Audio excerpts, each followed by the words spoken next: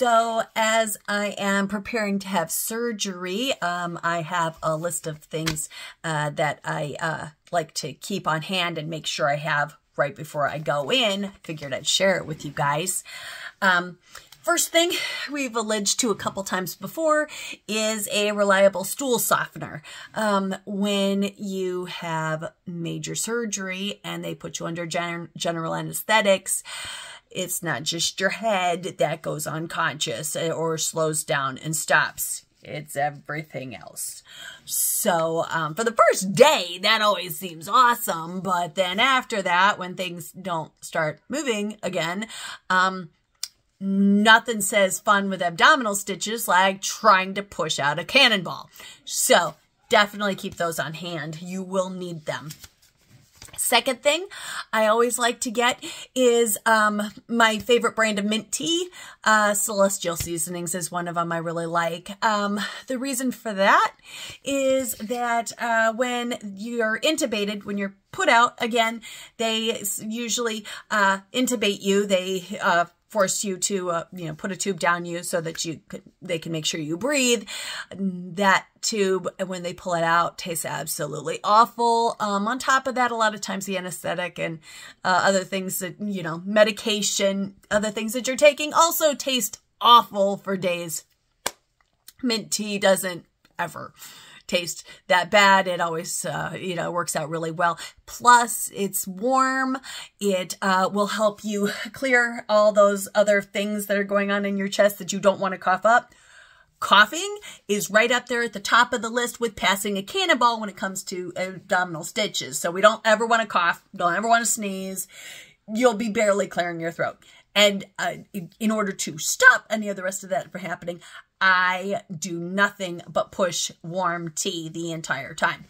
On top of that, it also helps keep you hydrated, which is really good right after surgery. We want to keep hydrated. Again, the rest of the your intestines will thank you for that as well. I'm not really big on eating. After I have abdominal surgery, sometimes I'm not even really big on getting up and going into the kitchen and doing whatever. So I always keep some muscle milk around just because a lot of times it's easier for me to drink my meal as opposed to just eat a plate of something. That's a personal preference kind of thing. But soft foods certainly don't hurt. Something that's neutral, something that is not going to get the tummy stirred up is always a really good idea until you know how not only the sutures are going to behave, but how your recovery is going to go. If you do any heavier pain medication like opiates or narcotics, you might be instructed differently on what to eat, whether to take it with food or not, what have you that way. Definitely follow doctor's orders. I'm not going to have to worry about either of those because I'm not going to do anything heavier than an ibuprofen the entire time, unless you're watching this later on and I, have a big rash or, I'm throwing up violently. You'll know. Anywho, you want a small blanket for the car, for the chair that you're sitting in. Sometimes it's just to roll up with and just have something to, bring you a little comfort. Big blankets, just being able to pull something on top of yourself and maneuver it around might be kind of difficult at first. So smaller, just something to cover is all I really do. I'll be keeping extra gauze. I haven't run out to the store yet to get that, but I'll be getting some gauze pads and some tape just in case I need that.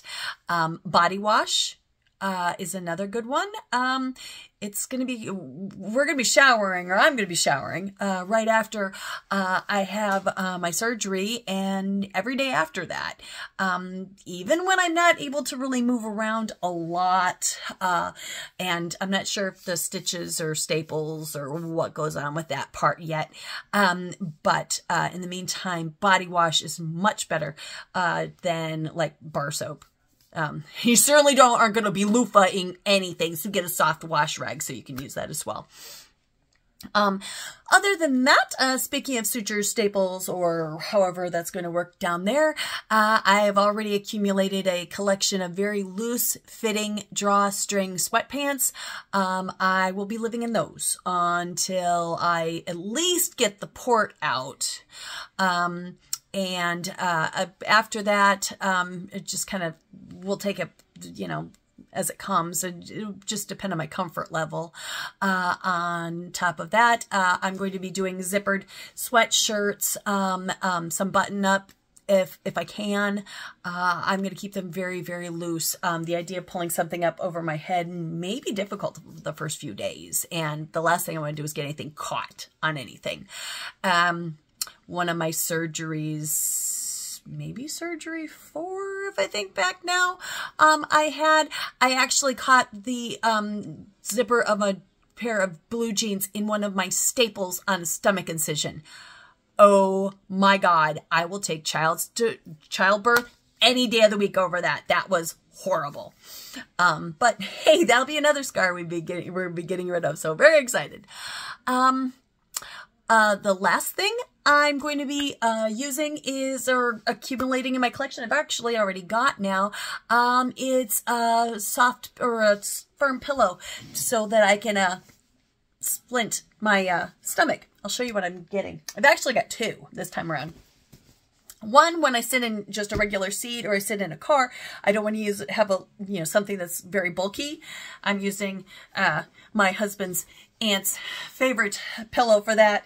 I'm just going to set it in my lap, and then I'm going to just hold on to, press it up against my stomach just as tight as I can. I'm sorry, I'm holding that camera away, so I guess you can't see it, but let's see.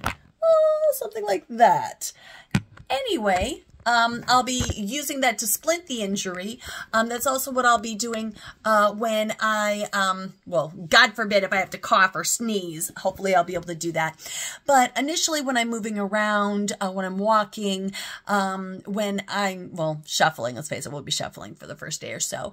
When I turn over, when I have to reposition myself, that's what I'll be using to hold everything in line so that I don't pull anything or hurt anything, tug on anything. Trust me, it's a lot easier if you will be splinting right away. Besides my little travel size version of it, I also have a bigger one. This is my surgery splint. This is a pillow I've had for a long time. It's a full-size pillow. It's very flat. And it's tough as nail. There's nobody in their right mind can sleep on this. But if you wrap it around your abdomen and you can tuck it in really tight, it is great. It stabilizes everything. I would never go into surgery without this baby. In fact, this is what I'm going to be traveling home with after I get out of surgery. It's never let me down yet. So anyway, I hope that helps you out when it comes to deciding if you're going to go have surgery, or if you're watching this for maybe a friend or somebody else who's interested in having it, or if you're watching this and saying, oh my God, I don't think I can do that. That's all right too. I'm just here to have a conversation with you. As always, I do not represent myself to be any kind of a medical professional, doctor, nurse, EMT, any of that. I don't even pretend to be one on TV. I am just somebody who's had a lot of surgeries, and I'm about to go into another one.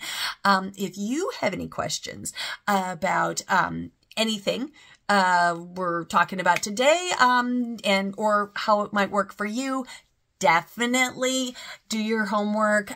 Find a trusted, qualified, licensed medical professional to help you walk through that.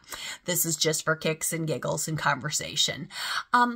Otherwise, I'm Jennifer. I'm so glad to see you. And if you like the information that I'm presenting today, Toil and Trouble Media is available on YouTube, toilandtroublemedia.com, our home website, and Facebook and Instagram. And like always, I'd really appreciate it if you would like, follow, subscribe, comment, rate, all that good stuff. In the meantime, I'll see you later. Bye.